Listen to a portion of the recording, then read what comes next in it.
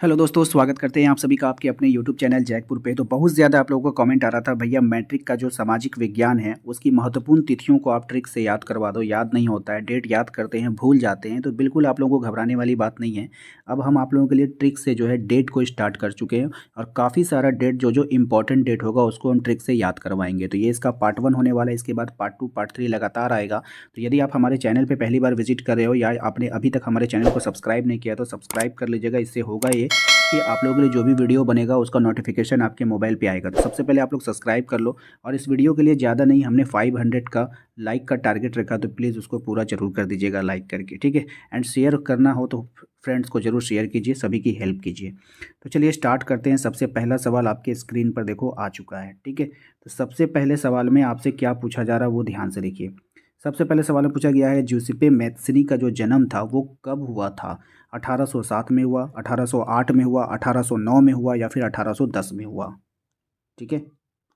तो भैया इसका राइट आंसर है यहाँ पे 1807, ऑप्शन नंबर ए। यहाँ पे आप लोगों को ट्रिक क्या लगाना है कि ज्यूसिपे से जूस याद रखना है। ज्यूसिपे से क्या याद रखेंगे, जूस। तो भैया एक ऐसा जूस है जिसको, है ना, ऐसा जूस जिसको आप पी लो, ठीक है। तो 7 जन्म तक, 7 से 7 बोलते हैं ना, ऐसा जूस पी लो जो 7 जन्म तक आप क्या नहीं हो, मरो नहीं, है ना। ज्यूसिपे मैत्सिनी, मैत्सिनी से मरना, में से मरना, ठीक है। तो ऐसा जूस पी लो जिससे आप 7 जन्मों तक मरोगे नहीं। ऐसा जूस जिससे 7 जन्मों तक आप मरोगे नहीं, ठीक है। तो ये मतलब एक अजीब बात हो गई, और अजीब बात ही इंसानों को याद रहता है कि ऐसा जूस जिसको पी लेने के बाद 7 जन्म तक मरोगे नहीं। तो जूस से जूसी पे मैत्सनी, मरना से मर मैत्सनी, और जन्म से जन्म हो गया, 7 से 7 हो गया, ठीक है। तो 7 जन्म, 7 जन्म, इसको याद रखिएगा, 7 जन्म, 7 जन्म, ठीक है। नेक्स्ट सवाल देखिए क्या है हमारा, कह रहा है इटली के एकीकरण कब पूरा हुआ था। यहाँ पे सवालों को ध्यान से समझना होगा। इस सवाल में कहा गया है इटली का एकीकरण कब हुआ, ये नहीं बोला है कब पूरा हुआ। हमेशा जब भी ये सवाल आएगा ये कब पूरा पर ही आएगा, याद रखिएगा। कब हुआ वो अलग है, ठीक है, कब पूरा हुआ वो अलग है। तो बात समझ में आई। तो इटली का जो एकीकरण हुआ वो पूरा हुआ था 1871 में। कब पूरा हुआ था, 1871 में पूरा हुआ था, लेकिन इसका आरंभ हो गया था 1815 में। तो 1815 से लेकर 1871 तक का ये दौर चला।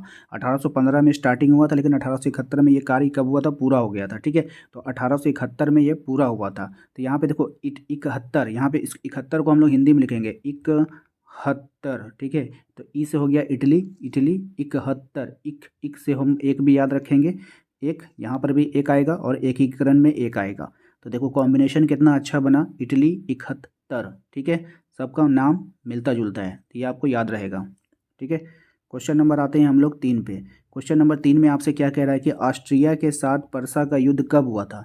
1864, 1865, 1866, 1867, ठीक है। तो इसका जो राइट आंसर हो जाएगा, इसका राइट आंसर हो जाएगा ऑप्शन नंबर सी, 1866 में।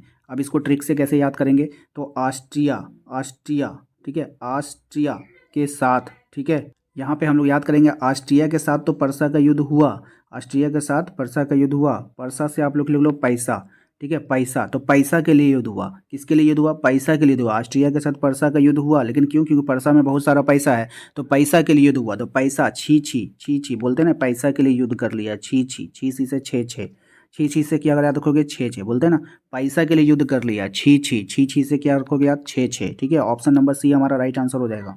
अब नेक्स्ट देखिए, नेक्स्ट क्या है हमारा, फ्रांस में नेपोलियन संहिता किस वर्ष लागू की गई थी। तो ये लागू हुआ था 1804 में। ऑप्शन नंबर ए हमारा राइट आंसर है। तो यहाँ पर देखिए जो नेपो लिखते हो ना बाबू, नेपो, तो इसी में आपका आंसर है, ठीक है। नेपो, नेपो, नेपो में देखो ये पो जो है आपका 4 को उच्चारण में आएगा, ठीक है, 4 को 4 की तरह दिख रहा है, ठीक है। तो इसी में आपका आंसर है, और जिस ऑप्शन में आपका 4 रहेगा वो आपका आंसर हो जाएगा 1804 में, ठीक है। नेपोलियन संहिता किस वर्ष लागू किया गया था, तो 1804 में। तो देखिए यहाँ पे आपका जो है फ्रांस की क्रांति कब हुई थी, तो इसका राइट आंसर आप लोग दिख रहा है 1789।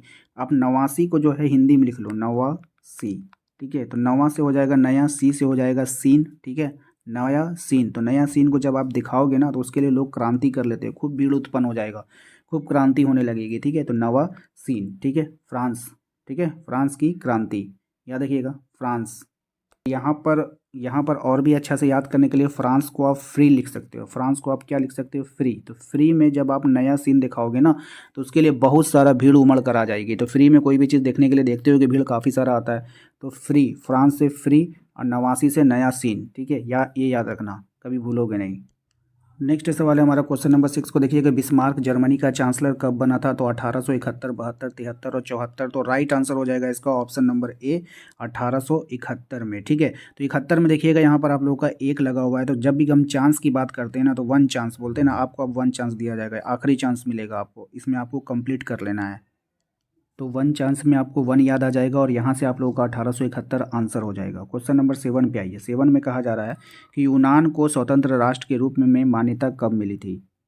तो आप लोग जो यहाँ पे देखोगे 31 है, 32 है, 33 है। तो इसका जो राइट आंसर है वो है आपका 1832। इसको याद कैसे करेंगे? यूनान को आप लोग याद करोगे जुबान, यूनान जुबान। जुबान मतलब क्या होता है? हमारा टंग यानी जीभ, वो 32 दांतों के बीच क्या रहता है? सुरक्षित रहता है। ठीक है, तो उसको स्वतंत्रता मिलना आसान नहीं है। इस तरह से एक कहानी बनाना, ठीक है, कि यूनान को स्वतंत्रता की राष्ट्र स्वतंत्र मान्यता कब मिली? तो 32 में।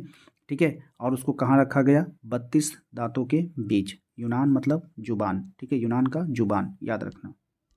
तो यहाँ पर देखिए ये जो सवाल है, जर्मनी का एकीकरण कब हुआ? तो ये हुआ था 1871 में। तो जर्मनी का हमने आपको याद कराया था कि जर्मनी का चांसलर कौन था? बिस्मार्क। कौन बना था? बिस्मार्क। ठीक है, तो बिस्मार्क बना, एक चांस जर्मनी का चांसलर बना, चांस से चांस, चांस वन चांस। तो जब वो चांस बना तो जर्मनी का क्या हुआ? एकीकरण हुआ। यानी बिस्मार्क जब जर्मनी का चांसलर बना तो जर्मनी का क्या किया? एकीकरण किया। ठीक है, तो 1871, दोनों का डेट सेम है, याद रखिएगा। बिस्मार्क जर्मनी का चांसलर बना 1871 में और जर्मनी का जो एकीकरण हुआ वो भी 1871 में हुआ। तो दोनों क्वेश्चन एक दूसरे से रिलेटेड है, तो इसको आप लोगों को याद रखना है। अब देखिए यहाँ पे अगला सवाल है हमारा, बास्तिल के किले का पतन कब हुआ था? तो बास्तिल का किला है, कोई भी किला है, ठीक है, उसका पतन कब होगा? जब कोई खतरा आएगा, खतरा आएगा, भूकंप आएगा, जलजला आएगा या फिर सुनामी आएगा, जब कोई खतरा आएगा तो उसका पतन हो जाएगा। तो खतरा इसमें से कब आया था? देखो, एक 17 यहाँ है खतरा आया और 9 8 मिलाओगे तो फिर भी 17। भैया डबल खतरा, खतरा पे स्क्वायर हो गया है ना, 17 पे स्क्वायर यानी खतरा, डबल खतरा है यहाँ पे। तो यहीं पर बास्तिल के किले का क्या हो जाएगा? पतन हो जाएगा। अब अगला सवाल देखिए क्या हमारा, गांधी जी ने दांडी यात्रा कब शुरू किया था? तो सबसे पहले महीना को आपको पहचानना है, फिर डेट को पहचानना है। तो महीना देखिए क्या होगा? दांडी यात्रा, यात्रा को हम लोग क्या बोलते हैं? मार्च भी बोलते हैं, कभी कभी बोलते हैं ना पैदल मार्च निकल रहा है, यानी पैदल यात्रा निकल रहा है। तो यात्रा को हम लोग मार्च से भी रिलेट करते हैं। तो सबसे पहले तो मई होगा नहीं भाई, मई होगा नहीं, अप्रैल होगा नहीं, तो मार्च होगा। ठीक है, अब इन दोनों में देखेंगे कि 1928 होगा कि 1930 होगा। तो यहाँ पे आप एक झूठा मोटा कहानी याद कर लो कि गांधी जी 30 लोगों के साथ यात्रा कर रहे थे। ठीक है, बस सिंपल है, यहाँ पे आप लोग झूठा कहानी बना लेना है मन में कि गांधी जी कितने लोगों के साथ यात्रा कर रहे थे? 30 लोगों के साथ यात्रा कर रहे थे। तो इसी प्रकार से 12 मार्च 1930 आप लोगों को याद हो जाएगा। तो उम्मीद करते हैं कि आप लोगों को आज का ये वीडियो पसंद आएगा। सोशल साइंस का डेट को याद कराना काफ़ी टफ होता है ट्रिक से, लेकिन हमने कोशिश करके आप लोगों को याद करवाया। वीडियो अच्छा लगा तो वीडियो को लाइक करना है, चैनल पर पहली बार आए तो सब्सक्राइब कर लीजिएगा, बेल आइकन को दबा लीजिएगा ताकि आने वाली हर एक वीडियो का नोटिफिकेशन आपके